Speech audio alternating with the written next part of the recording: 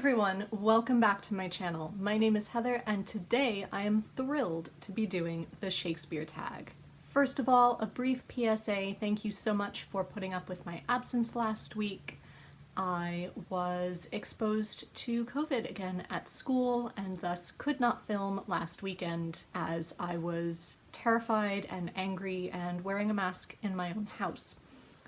So luckily I had some videos pre-filmed, which you all seem to have very much enjoyed, and it was a thrill to still chat to you in the comments. And I'm very relieved to be negative and still feeling good and headed back to work on Monday. So thank you all again.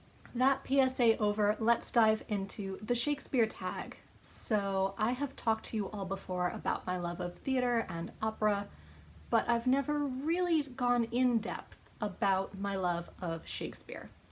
I was inspired to do this tag when I saw it on Katie's channel, Books and Things, which I will link down below. I will also be linking the original video by Libby Stevenson down below. So the first question asks, what was your first exposure to Shakespeare? And I would have to say it is that television program that is the reason that I'm an English major, Wishbone. When I was about 5 years old, two of my favorite episodes were the episodes based around Romeo and Juliet and The Tempest. I then encountered him in his original and more grown-up form when I was in the 7th grade, so about age 12, where for a class project we had to watch a Shakespeare film and everyone else watched Mel Gibson's Hamlet, which we eventually all did in class. But my mother also knew me well enough to bring home Much Ado About Nothing with Emma Thompson and Kenneth Branagh, and it quickly became one of my favorites. Also that year I watched 3 productions from the BBC series where they performed and televised all 37 of Shakespeare's plays. I watched their version of Hamlet with Derek Jacobi, The Taming of the Shrew with John Cleese, and A Midsummer Night's Dream with Robert Lindsay and other actors who I can't remember at the moment. I'll put them in a subtitle here. The next question asks, which Shakespeare plays have you read? So the ones that I have physically read are some of his sonnets and poetry. Antony and Cleopatra in university. I read Romeo and Juliet twice, once in high school and once in university. I read A Midsummer Night's Dream twice, also once in high school, once in university. I read The Two Gentlemen of Verona on my own in high school, along with Othello. I read Hamlet twice, once in high school, once in university. I read King Lear in high school. I read The Tempest on my own in high school. I read The Merchant of Venice twice, once on my own when I was in high school and another time in university. And I also read Measure for Measure in university. Question 3 is a long one, so I'm not going to tell you when I saw any of these productions. I am quite simply going to put images here of the various productions that I have seen of each of these plays. So the question is, which plays have you seen, either on film or on stage? So I have seen Antony and Cleopatra, As You Like It, All's Well That Ends Well, Coriolanus, Cymbeline, The Comedy of Errors. Well, I listened to it, but it was still acted as though it were a full play. Many different versions of Hamlet, Henry IV, parts 1 and 2, Henry V, Henry VI, parts 1, 2, and 3, although with the Hollow Crown it was only divided into 2 parts, but it does still span the entire length of time of those 3 plays. Julius Caesar, King Lear, Love's Labour's Lost, Macbeth,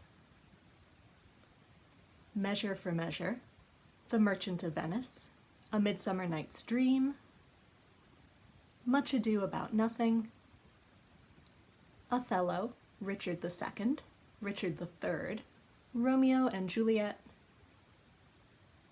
Twelfth Night, The Tempest, The Taming of the Shrew, and The Winter's Tale. Question 4, do you have a favorite edition of the complete works? And yes, I do. I haven't compared many, but my particular favorite is this version, which is published by the Royal Shakespeare Company and was edited by Jonathan Bate and Eric Rasmussen, among others. Jonathan Bate being one of my favorite Shakespearean scholars. I love that it contains all of his plays, even the ones that are contested and the ones that are unfinished, including the piece of Sir Thomas More in both its original language and a better transcribed and more easily readable version, and all of his poems. Each play also has a thorough introduction, which gets very analytic, as well as a list of key facts, such as the plot, major roles,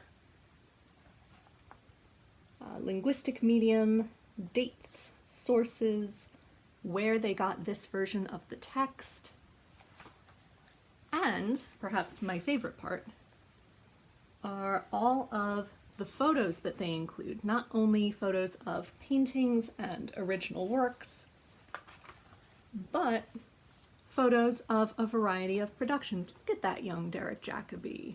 Look at him go as Benedict. So if you're in the market for complete works, I would highly recommend this edition. Number 5, what is your favorite comedy? I have two choices here. The first is Much Ado About Nothing. I adore that play. It was my first and favorite for a very good reason. My second answer is The Merchant of Venice, which is technically listed as a comedy, but simply because it involves a marriage plot. I don't think it was intended to be funny. At least large portions of it are not meant to be funny. But I think you can still highlight the smaller comic elements while also bringing in the really heavy topics of racism and religious prejudice that this play deals with, because that's how life works. You can have both at the same time. Number 6, what is your favorite history? And I have 3 choices. I always really enjoy Richard III, even though it's never one of my go-to histories.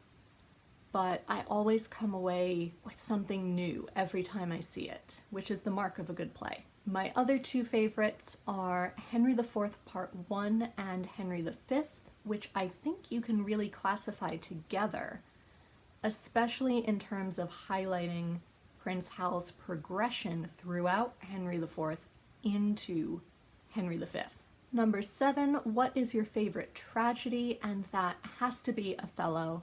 Again, it was one of the first tragedies that I read, and I just adored it. Even though, again, it deals with very heavy topics. I think that's why I enjoy it so much, because there's still so much to learn from it, and it still hasn't finished saying what it has to say. Question number 8, what is your least favorite play? Again, this is a twofold answer.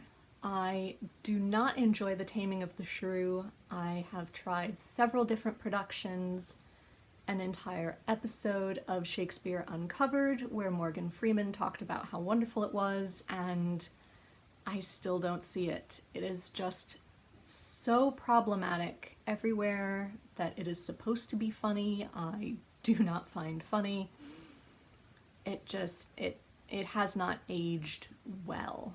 And my second answer is The Comedy of Errors. Like I said, listened to this. It was a full cast production starring David Tennant. And I love David Tennant. But I still fell asleep during Act 5, which to me is a mark of failure in a comedy. Question 9 asks which play you would like to direct, and I really don't know. So I've seen so many different productions, as you now know, and each of them have done such brilliant things with the text that I'm not sure what I would have that would be original enough to compete with all of the wonderful productions that have gone before me. And I don't mean compete in terms of mine being better than theirs. I mean compete in terms of being of an equal value. Question number 10 asks, which lesser-known play do you feel deserves more attention? Or which lesser-known plays are you most excited about? And here again is my chance to talk about how much I love what are commonly known as the problem plays. Plays like The Merchant of Venice, sometimes Othello. I don't think that's often categorized as a problem play, but it still tackles huge issues. And Measure for Measure is another problem play that I just adore. And I adore them because they tackle these major issues like sexual morality and racial issues and prejudices. Most people consider them problematic because of those topics.